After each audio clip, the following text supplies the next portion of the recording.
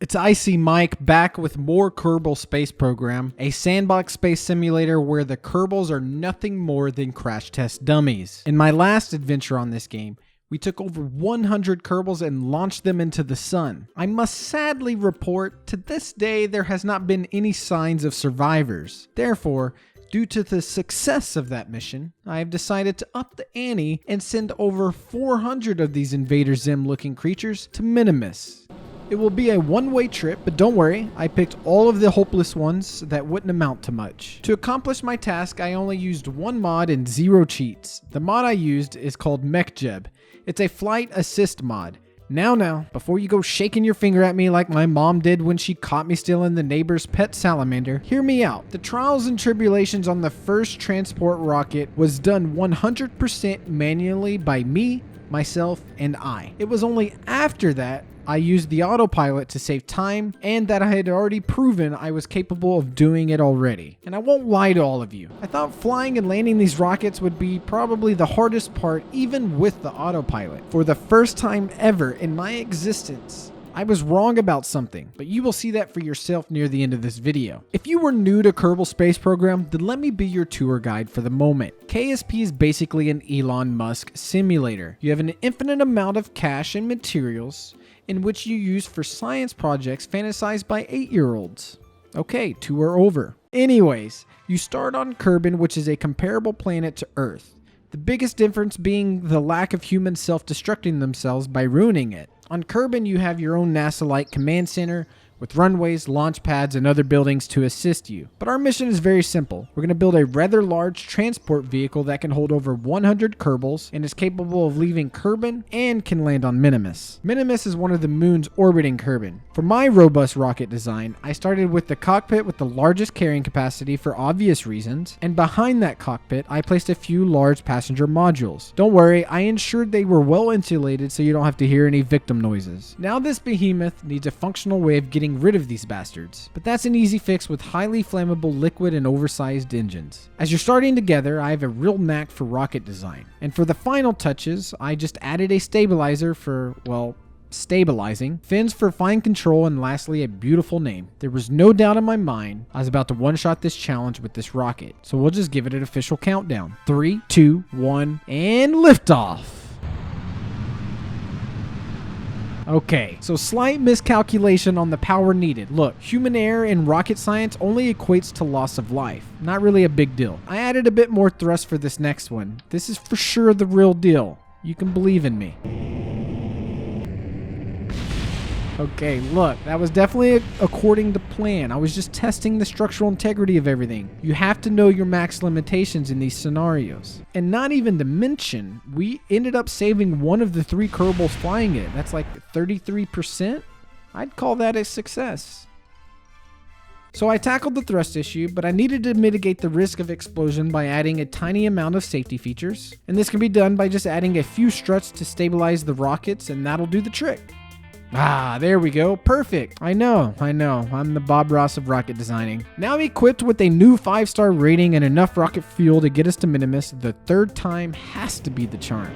So let me know in the comment section below what % chance you think I have of landing this weird looking rocket on Minimus safely. Ah, so much better. I started a gradual turn around 5,000 meters and kept my thrust to weight ratio around 1.3 for all you nerds. At around 11,500 meters, I turned even more to gain horizontal speed. At around 25,000 meters, due to the extra safety features, FPS burned up as fast as my rocket fuel while we punched through the atmosphere. At this point, it looks like instead of sending Kerbals to the sun, I brought the sun to the Kerbals. I put our chance of survival at around 10%, leaving the remaining 90% at blowing up.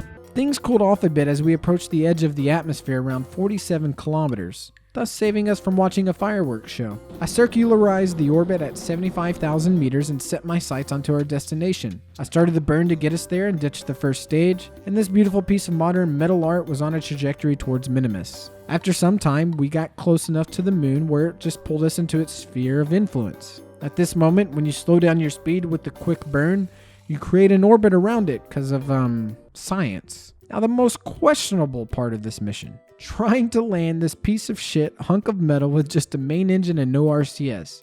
What could possibly go wrong? To initiate the landing, I just burned off more speed until the trajectory showed the landing zone. As my approach to the ground got closer, I gradually killed horizontal speed until I was only descending straight down. Keeping my eye on how fast I was falling, I would just quickly burn to slow down when needed. With my landing gear deployed and my struts magically staying attached to the nose, the moment of truth was upon us. It was a bit harder and sketchier than I wanted, but we got the job done. And what a beautiful sight. I decided to mark this special occasion and dubbed this meeting place KerbalCon 2020 by planting this flag. Now, we just needed to get 400 more Kerbals to starve together in the same spot. So back to the lab. I made some modifications. I reduced the number of safety straps as they ended up adding a lot more weight to both the vessel and the performance of my potato PC. I also added an extra cockpit and passenger module because why the hell not? We need to get as many Kerbals on this as possible. Because I proved landing this work of art on Minimus was possible, I went ahead and added the mech jeb to expedite the process because several chips were going to be needed in order to get all 400 of these creatures there. The last step was to put victims in their habitat for their one-way trip to hell. And this is what I like to call a phenomenal gaming experience as I'm filling these ships with Kerbals by just clicking the button over and over again. I then set the target orbit for the autopilot at 80 kilometers,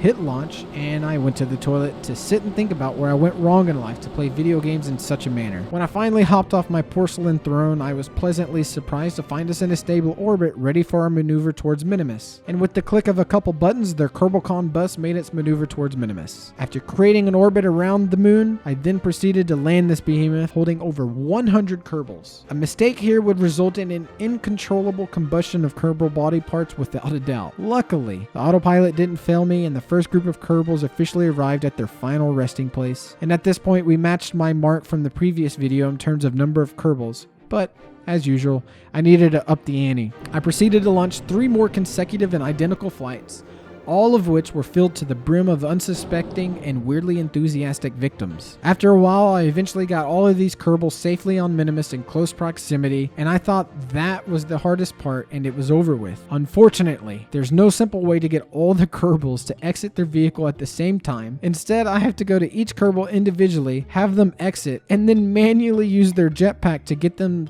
to the KerbalCon gathering post, all while operating with 7 FPS or lower. Trying to maneuver a single Kerbal so delicately is extremely difficult when your PC is basically displaying a slideshow due to the 400 Kerbals soaking up PC performance like a sponge. I pushed onward though, as my determination was greater than my sanity.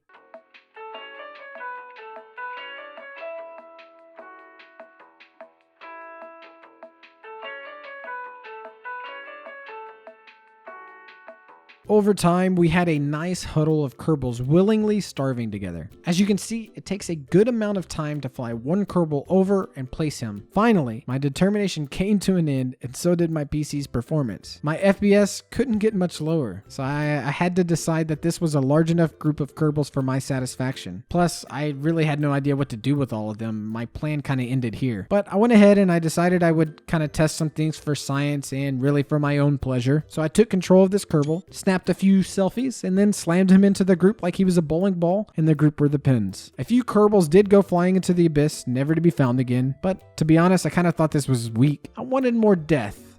And what better way to do it than to take one of these rockets and just drive it straight into the group? Look, guys, it was either this or they starved to death. Now, which one would you rather watch? My point exactly. I present to you my grand finale of this utterly pointless adventure and a sad but satisfying attempt to end their Kerbal suffering. It looks like we're going to have quite a few Kerbals patrolling the solar system as they float into the never-ever land only to die a slow and lonely death. Look, don't be mad at me.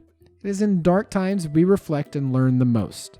And from this, I have learned that if I want to kill more Kerbals, I need a better PC. I hope you enjoyed this horror film. If you did, please leave a like. And if you want to catch my next science project, be sure to subscribe and also hit the notification bell to never miss one of my nightmares again. I'll see you beautiful specimen in the next one.